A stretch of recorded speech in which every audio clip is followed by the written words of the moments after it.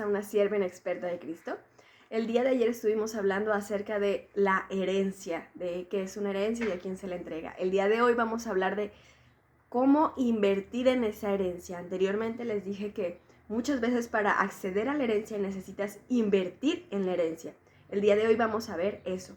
Vamos a estar en el Salmo 44, como anteriormente les comentaba, el Salmo 127.3 y el Salmo 44 del 1 al 3 son mi base mía para la escuela en casa. Me ha ayudado mucho cuando me siento frustrada o desesperada. Corro a estos pasajes y trae calma a mi alma. Oh Dios, con nuestros oídos hemos oído, nuestros padres nos han contado la obra que hiciste en sus días, en los tiempos antiguos. Con tu mano echaste a las naciones y los plantaste a ellos.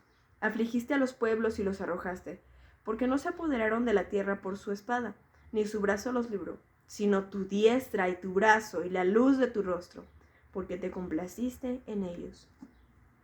La verdad es que si se habla acerca de la capacidad que tenemos para enseñar a nuestros hijos, yo me considero la menos capacitada para dar clases. Cuando estaba trabajando en la guardería, era muy sencillo porque no eran mis hijos. Entonces, en este punto, era muy paciente con ellos. Yo estaba en control de esfínteres, lo que quiere decir que están aprendiendo a ir al baño. Así que si los niños se mojaban, se ensuciaban o lo que fuera, yo tenía que tener mucha paciencia. Y la tenía porque no me iba a enojar, iba a darle nalgadas a esos niños porque obviamente no eran míos.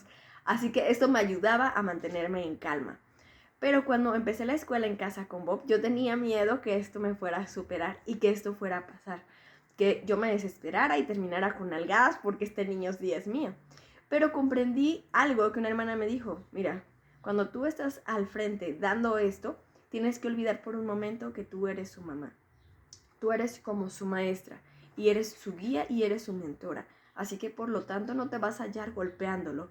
Y tú tienes recuerdos en la escuela donde te golpeara un maestro y aprendiste de ese maestro. Y yo le dije, sí, de hecho en una ocasión un maestro me golpeó porque no supe responder creo que fue la tabla del 2 o la del 4, y me golpeó con una vara. Y él me dijo, ¿y la aprendiste porque te golpeó? No, no la aprendí. De hecho, a la fecha todavía tengo dificultad con todo lo que tiene que ser relacionado con matemáticas y sobre todo las tablas.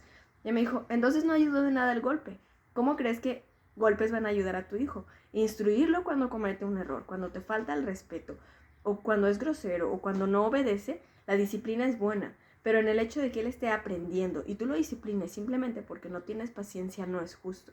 Imagínate que el Señor te disciplinara a ti cada vez que tú no tienes paciencia con las cosas que estás aprendiendo del Señor.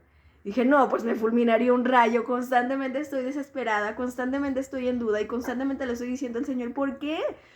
Y constantemente estoy llorando y quejándome.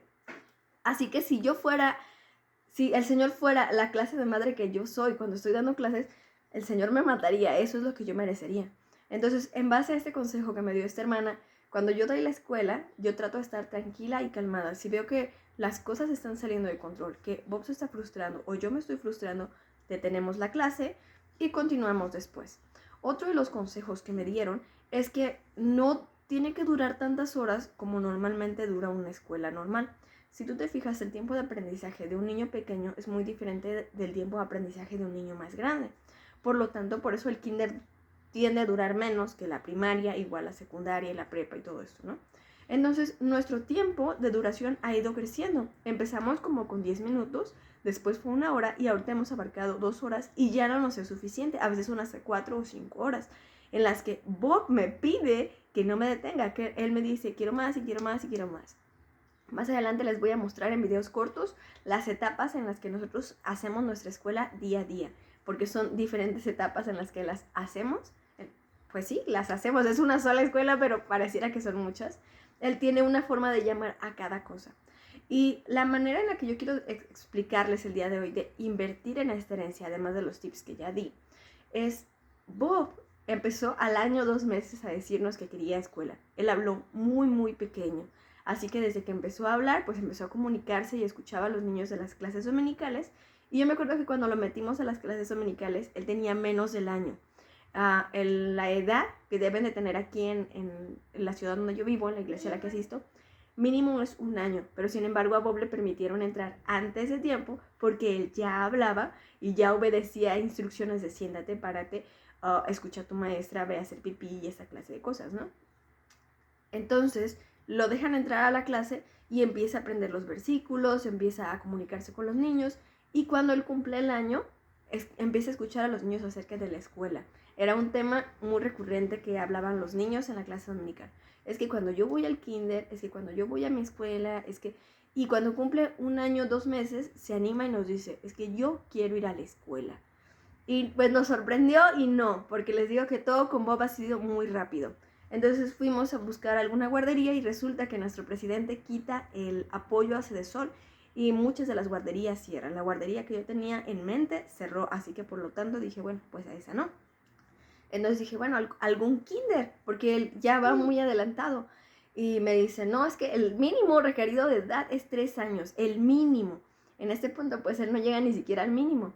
Y me dice mi esposo, pues empieza tú. Yo ya había considerado dar escuela en casa, pero se me hacía muy pequeño y sentía que yo me iba a desesperar muy rápido por el hecho de que él era muy pequeño. Sin embargo, él ha demostrado hasta el día de hoy demasiado desempeño en cuanto a la escuela. Él tiene 4 años y su capacidad está entre primero de primaria y preescolar. Pero no porque él quiera, sino porque yo lo he limitado. Pero él va ya muy avanzado. La verdad es que hizo su examen de inglés, su primer examen de inglés, hace como 15 días y lo pasó. Y a mí me sorprendió, yo pensé que no lo iba a aprobar y lo aprobó. Y me decía mi esposo, pero fuiste a la clase de maestra mamá que le hiciste el ayudarlo a que lo pasara. No, yo lo dejé, o sea, si triunfas vas a ser tú solo y si fracasas vas a ser tú solo. Entonces él hizo su examen en internet y lo aprobó y a mí me dio mucho gusto saber que él estaba rindiendo frutos. Después le hice otro examen para ver cómo estaba ya con las letras y todo esto, más que nada como reconocimiento, para saber qué teníamos que mejorar. Y resulta que todo lo aprobó muy bien. Vuelvo, yo soy una maestra muy dura tal vez con él porque yo no lo hago pensando en, ay, pobrecito es mi niño, déjalo ayudar. No, si fracasas, fracasas. Si lo haces bien, lo haces bien. Y si fracasas, lo volvemos a intentar, no pasa nada. Podemos aprender y mejorar de nuestros errores más que de nuestras victorias.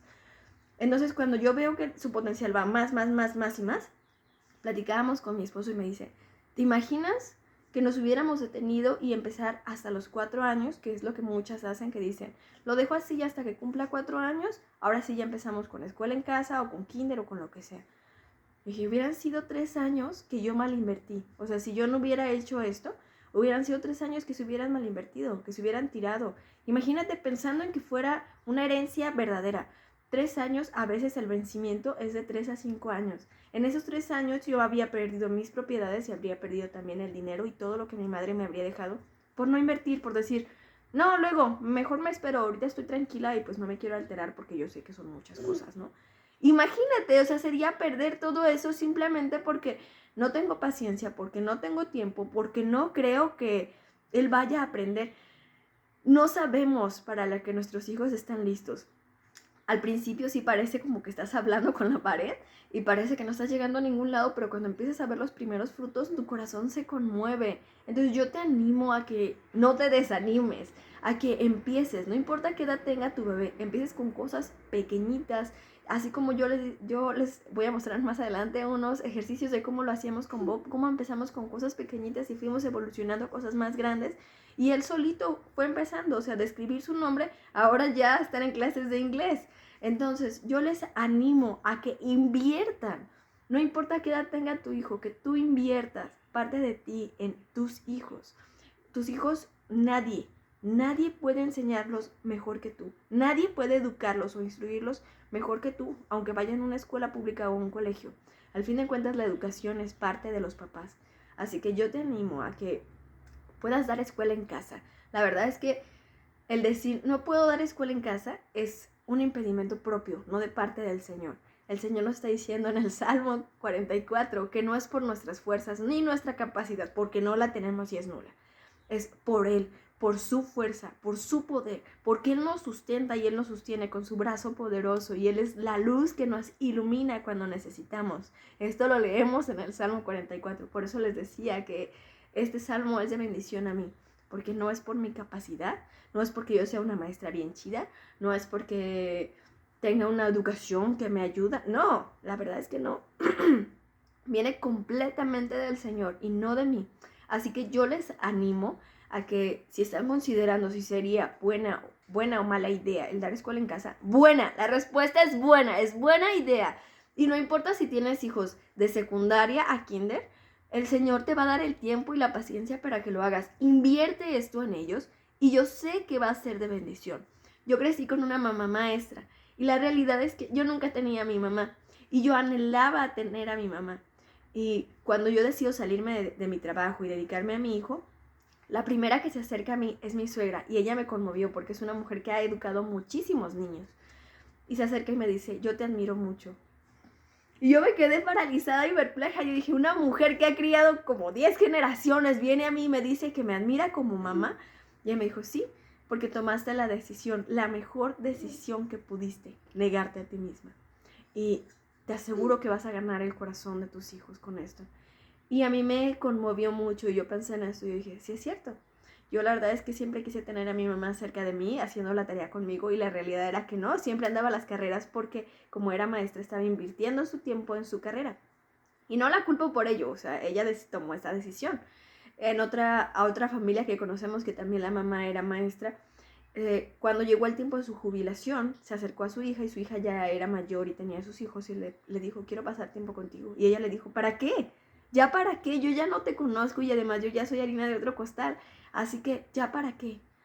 Se dio cuenta que ella había perdido su herencia, no invirtió en buen tiempo y perdió esta herencia, no fue diligente.